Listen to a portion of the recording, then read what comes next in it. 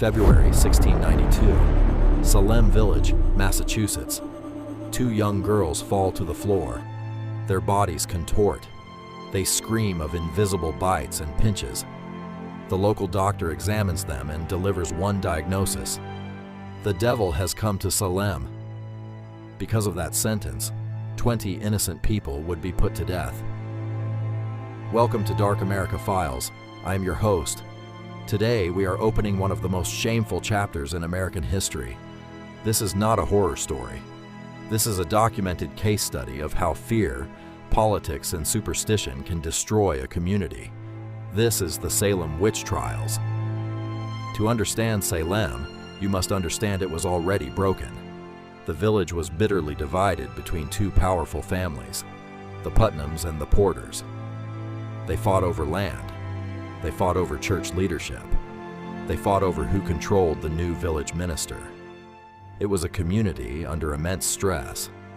A cold winter, crop failures, and recent Native American attacks on the frontier had everyone on edge.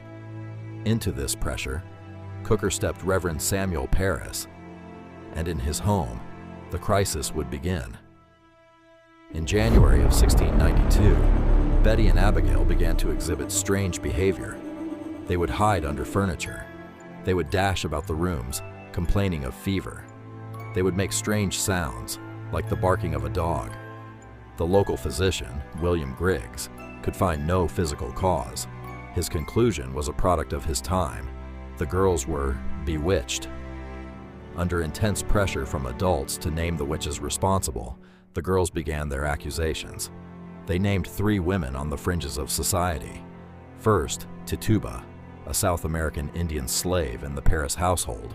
Second, Sarah Good, a homeless woman who begged door to door. And third, Sarah Osborne, an elderly woman who had not attended church in over a year. They were the perfect targets, people no one would defend. Within a week, all 3 were arrested. The arrests did not stop the fits. Instead, the hysteria spread. Other young women in Salem began to show similar symptoms, and the number of accused grew. By May, the local jails were full. The colony was forced to establish a special court of oyer and terminer, a court to hear and to determine. It would become the court of no escape. The legal process was flawed from the start. The court's most damning evidence was spectral evidence. A witness would claim that the accused person's spirit, or specter, had come to them in a dream and attacked them. There was no way to prove or disprove it.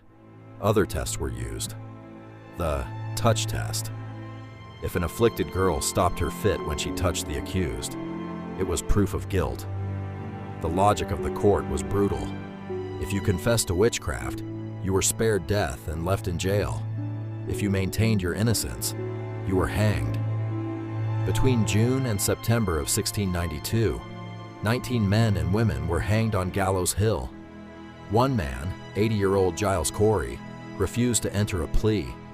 For this, he was subjected to peine forte dure, pressed to death under heavy stones. His last words were reportedly, "More weight." The youngest person accused and jailed was Dorothy Good. She was 4 years old. She spent 8 months in prison. The hysteria finally ended when the accusations reached the highest levels of society.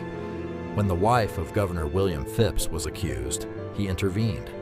In October 1692, he prohibited any further arrests. He dissolved the court of oyer and terminer. In January 1693, the new Superior Court disallowed spectral evidence. Most of the remaining accused were released. In the years that followed, the colony annulled the convictions and paid reparations to the families of the victims. But it was too late for 20 people. The Salem Witch Trials remain a powerful warning from history. They show what can happen when a community allows fear to override reason, when rumors are treated as fact, and when the justice system fails to protect the innocent. The real monsters of Salem were not witches. They were hysteria, vengeance, and a complete breakdown of logic. I'm your host from Dark America Files. If you want the truth behind America's darkest stories, subscribe. And comment below which case file we should open next, Alcatraz or Area 51.